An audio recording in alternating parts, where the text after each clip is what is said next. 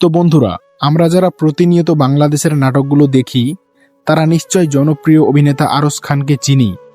গত কয়েকদিন ধরে ফেসবুক আর ইউটিউবে আরশ খানকে নিয়ে একটি বড় খবর ভাইরাল হচ্ছে। শোনা যাচ্ছে আরশ খানের নাকি ফুসফুস নষ্ট হয়ে গিয়েছে, কারণ তিনি অতিরিক্ত পরিমাণে স্মোকিং করতেন, আর এই জন্যই তার হাতে রয়েছে সামান্য কিছুদিন সময়। এ খবর ঘিরেই সোশ্যাল মিডিয়ায় শুরু হয়েছে তোলপাড়।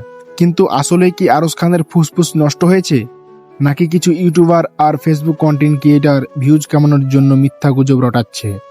এবার শুনুন আরশ খানের নিজের মুখেই। আসসালামু আলাইকুম।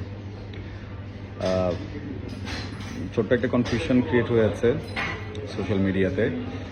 বিভিন্ন জায়গায় বিভিন্ন রকমের নিউজ হচ্ছে আমার শারীরিক অবস্থা নিয়ে। এটা নিয়ে আসলে ঘাবড়ানোর কিছু নেই, নিউজগুলো ফেক। কারণ আমি এমন কোনো শারীরিক জটিলতার ভিতরে নেই যেটা প্রাণনাশক, বা এমন কোনো শারীরিক জটিলতার ভিতরে নেই যেটার জন্য আমি খুব বাজে রকমের অসুস্থ হয়ে পড়বো। হ্যাঁ, আমার সৃষ্টিকর্তা যদি চান হয়তো আমি এই মুহূর্তে এখানে অসুস্থ হয়ে যেতে পারি, দ্যাটস আ ডিফারেন্ট সিনারিও। কিন্তু এমন কোনো রোগ এখনও আমার শরীরে বাসা বাঁধেনি আলহামদুলিল্লাহ, যেটার কারণে টেনশনের কিছু আছে। এখানে একটা বিষয় হচ্ছে, আমরা অনেকেই স্মোক করি। হ্যাঁ, আমিও করতাম, এখন সেটাকে অনেক কমিয়ে এনেছি, বা 3 দিন 4 দিন করি না।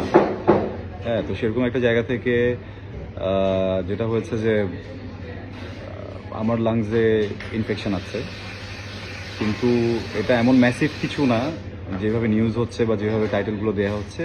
এইটা একটু জটিল হয়ে দাঁড়াচ্ছে আমার দর্শকদের জন্য, আমার পরিবারের জন্য, আমার ফ্যান্সদের জন্য। তো আমি এখান থেকে সবাইকে রিকোয়েস্ট করব যে এই ভুলভ্রান্তিগুলো আমরা না ছড়াই, যতটুকু হয়েছে এটাকে এখানে শেষ করি। যারা নিউজগুলো করেছেন আপনারাও আসলে আমার পরিবারেরই অংশ, বাইরের কেউ না। আমিও বুঝতে পারছি আপনারা কনসার্ন, কিন্তু আমার মনে হয় যে নিউজটা করার আগে যদি আমার সাথে একটু কথা বলে করেন তাহলে এই জটিলতাটা থাকতো না, বা এই ধরনের কনফিউশন ক্রিয়েট হতো না।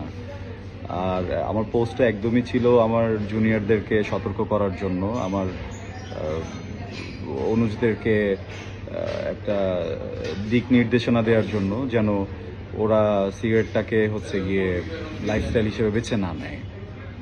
তো আমার মনে হয় যে আপনারা যদি এখানে নিউজটা করা বন্ধ করে দেন অ্যান্ড এগুলো শেয়ার করা বন্ধ করে দেন অ্যান্ড ওই নিউজগুলোকে উইথড্র করে নেন, এটা আসলে ভালো হয়। বিকজ এটাতে মানুষ ঘাবড়ে যাচ্ছে, মানুষ ভয় পাচ্ছে। আমার মা নিজেই অনেক ভয়ে ছিলেন, সকালে উনি ফোন দিয়েছেন হঠাৎ করে আমাকে টেনশনে। তো এগুলোতে একটু ডিফিকাল্ট। হ্যাঁ, আর আমার পোস্টের কারণে যদি কোনো কনফিউশন ক্রিয়েট হয়ে থাকে আমিও সরি। আমার আরও মনে হয় খুলে বলা উচিত ছিল, যেটা আপনাদের বুঝতে সুবিধা হতো। সবার জন্য ভালোবাসা, সবাই সুস্থ থাকুন অ্যান্ড পারতপক্ষে সিগারেট, ভেপিং, এই ধরনের যে কোনো রকমের বদ অভ্যাস থেকে দূরে থাকুন। দেখলেন তো বন্ধুরা, এমন কোনো সমস্যাই নেই, সম্পূর্ণ সুস্থ আছেন তিনি। সোশ্যাল মিডিয়ায় কিছু অসৎ মানুষ শুধু ভিউজ আর ফলোয়ার বাড়ানোর জন্য গুজব রটাচ্ছে। এখন প্রশ্ন হলো, এই ধরনের কন্টেন্ট ক্রিয়েটাররা কি আসলেই ঠিক কাজ করছে? এটা নিয়ে আপনার কি মতামত কমেন্টে জানান। আর তোমরা যারা আরশ খানের ফ্যান আছো, এই ভিডিওতে লাইক করে চ্যানেলটাকে সাবস্ক্রাইব করে দিও। বন্ধুরা, একটা সময় আরশ খান আর তানিয়া বৃষ্টির জুটি ছিল মন মুগ্ধ করা, কিন্তু হঠাৎ কি এমন হলো যে আজকাল আর তানিয়া বৃষ্টি আর আরশ খানকে এক স্ক্রিনে দেখা যায় না? এই বিষয়টা ভালোভাবে জানতে হলে কমেন্টে লিখুন। আপনার কমেন্টের উপর ভিত্তি করেই নেক্সট ভিডিও আসবে। আজ এই পর্যন্তই, দেখা হচ্ছে পরবর্তী কোনো ভিডিওতে। ততক্ষণ ভালো থাকবেন।